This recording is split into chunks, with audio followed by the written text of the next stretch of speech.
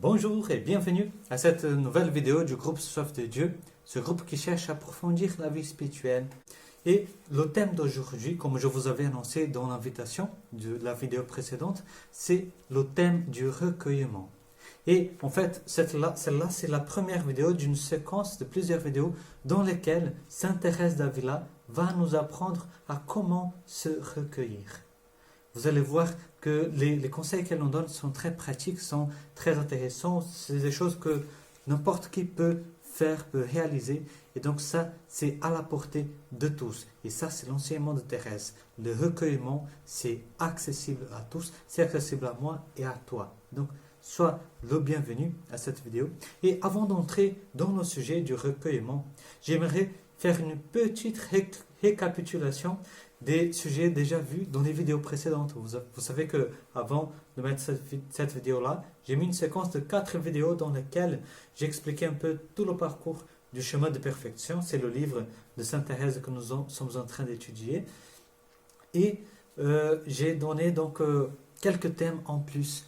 C'était la contemplation, donc cette eau vive dont nous avons soif, c'est-à-dire cette communication de Dieu dans laquelle Dieu inonde notre âme de sa grâce, de sa présence, et que son Esprit Saint, il nous guide d'une façon nouvelle, d'une façon renouvelée, d'une façon plus directe. Et donc la personne qui reçoit le don de la contemplation, elle est mue par l'Esprit Saint, elle est conduite par l'Esprit Saint, elle connaît Dieu et elle aime Dieu d'une façon plus élevée. Mais ça, la contemplation, c'est le but de notre vie intérieure, c'est le but de notre conversation avec le Seigneur. Mais pour y arriver, Sainte Thérèse va nous proposer donc un itinéraire. Et donc au tout début de cet itinéraire, Sainte Thérèse nous parle de la détermination. Donc pour commencer ce chemin-là de vie d'oraison, il faut se déterminer parce qu'on aura bien des défis pour persévérer dans l'intimité, dans l'amitié avec le Seigneur. Et donc, il faut avoir cette détermination de commencer ce chemin et ne plus revenir en arrière.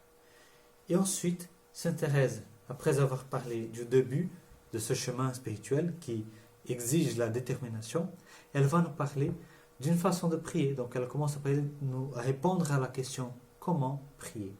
Et le premier type de prière dont elle nous parle, c'est la prière vocale. La prière vocale, c'est voilà, les prières, les oraisons que nous prononçons de manière apparemment un peu automatique, c'est-à-dire par exemple le Notre Père ou le Je vous salue ou toute autre prière, toute fête que nous connaissons, que nous aimons faire. Et ben, elle va nous donner des conseils pour comment bien prier ces prières vocales-là. Et donc elle nous dit que l'important dans la prière vocale, c'est de ne pas perdre de vue le Dieu à qui nous parlons. Il faut quand nous prononçons des mots dans une prière vocale, il ne faut pas oublier qu'il y a quelqu'un qui nous écoute. C'est à lui que nous disons ces mots-là. Et ce mot-là, il doit venir chargé de sens, d'une intention vraiment de rejoindre notre Dieu, rejoindre le Seigneur, rejoindre la Vierge Marie, si nous prions par exemple le chapelet. Donc, voilà, des mots que nous disons dans la prière vocale qui sont chargés de nos sentiments, chargés de sens, chargés de vraiment un désir de rencontrer le Seigneur. Voilà. Donc, après avoir parlé donc de tout ça, la contemplation, la détermination et la prière vocale, Sainte Thérèse, elle va commencer à approfondir encore plus la façon de prier. C'est pourquoi elle commence à parler du recueillement. Comment recueillir l'esprit. Et là, donc toute cette séquence de vidéos dans laquelle nous allons parler du recueillement, nous sommes au chapitre 26 du chemin de perfection. Donc nous ferons plusieurs vidéos sur ce chapitre 26 parce qu'il est très riche et donc doucement nous allons avancer et nous allons marche par marche monter cet escalier-là de l'intimité avec le Seigneur. Donc nous sommes au début de ce chapitre 26 où le titre de ce titre donné par Sainte Thérèse, c'est « Comment recueillir l'esprit ». Le début du titre, « Comment recueillir l'esprit ». Mais pour comprendre comment recueillir l'esprit déjà, il faut savoir ce que c'est que ce recueillement. C'est quoi le recueillement pour nous chrétiens? Alors, le recueillement, vous savez que dans la société, le sens courant de ce mot, ça sera simplement le fait, par exemple, de fermer les yeux, faire quelques instants de silence. Même des personnes qui ne sont pas religieuses, pas particulièrement religieuses, elles font des moments de recueillement. Par exemple, quand quelqu'un décède et tout, donc un signe de respect. Ok, c'est un recueillement. Ok, mais ce n'est pas encore le recueillement que nous cherchons. Nous cherchons à aller plus loin que ça. Donc ça c'est important parce que parfois quand on va prier, on va se recueillir, on pense qu'il suffit de chercher le vide dans nos esprits, chercher un silence absolu, une absence complète de toute pensée, de toute image, de toute imagination, de tout souvenir, pour ensuite pouvoir prier.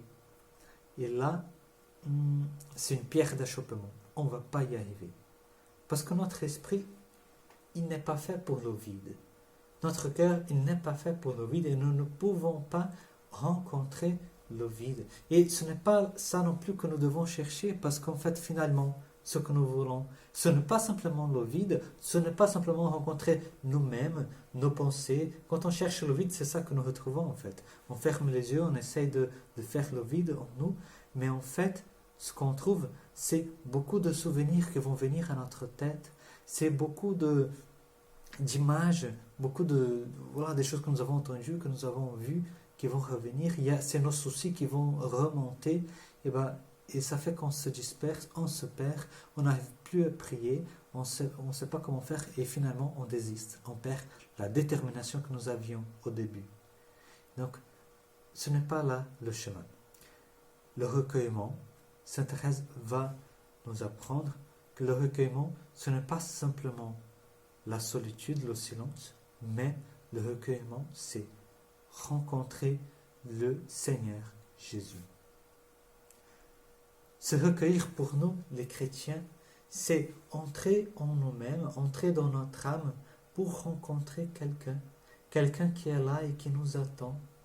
Le recueillement, c'est la réponse à l'appel du Seigneur qui nous habite et qui nous attend, qui espère que nous répondions à son appel. C'est ça le recueillement. Rencontrer le Seigneur, et non simplement le rencontrer, mais développer une intimité avec Jésus.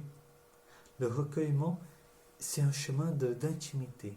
C'est une amitié qui se construit avec le Seigneur. Vous savez, par exemple, quand vous avez un ami très proche, quelqu'un de très intime à vous, quelqu'un qui vous connaît presque parfaitement et que vous connaissez très très bien aussi, quand vous rencontrez cette personne, parfois, le simple fait d'échanger un regard, le simple fait de se regarder, ça suffit à communiquer nos sentiments, par exemple, ou une pensée. Il y a des choses, quand on est avec un ami très proche, on pense des choses, et avant qu'on nous le dise, la personne a déjà deviné ce que nous avions pensé, par notre expression, par notre corps, par notre visage. Ça, c'est un signe d'intimité. Quand quelqu'un nous connaît à un tel point que les mots, les paroles, elles deviennent secondaires. La simple présence suffit pour fortifier cette amitié, pour communiquer des sentiments de pensée. Voilà ce que nous devons chercher avec le Seigneur Jésus. Nous devons désirer cette intimité-là, cette familiarité, cette amitié avec le Seigneur. Et bien cette amitié-là, elle va se développer petit à petit, c'est progressif. Nous deviendrons de plus en plus amis du Seigneur. L'intimité, même avec une personne humaine normale, l'intimité, elle ne vient pas tout d'un coup. Ça se construit, ça se développe. Et donc avec le Seigneur Jésus, c'est la même chose. Il nous appelle, il nous invite à le rencontrer dans nos silences, à le rencontrer dans la solitude et à développer une relation authentique avec lui, à le connaître davantage, à pouvoir lui parler spontanément, à pouvoir laisser jaillir notre cœur devant lui. Et le recueillement chrétien, c'est ça. Bien sûr, nous devons chercher la solitude, ça c'est nécessaire. Chercher la solitude pour prier, pour rencontrer le Seigneur. Faire le silence, éviter de penser à tout un tas de choses, mais non pas pour rester dans le vide, mais pour concentrer notre cœur dans la personne de Jésus. C'est lui que nous voulons rencontrer. C'est cette amitié avec lui que nous devons chercher. Donc, selon qu'on développe cette amitié-là, cette intimité avec le Seigneur, l'oraison, la prière, ça devient beaucoup plus facile. Parce que le fait de se recueillir, ça devient plus facile parce qu'il y a déjà quelqu'un avec qui nous avons un contact et notre attention, elle est déjà prise. Notre attention, elle acquiert une facilité à se concentrer sur quelqu'un que nous connaissons et que nous aimons déjà. Quelqu'un qui est déjà attirant pour chacun de nous. Et donc, cette amitié-là, elle se construit et elle rend plus facile la prière, le recueillement.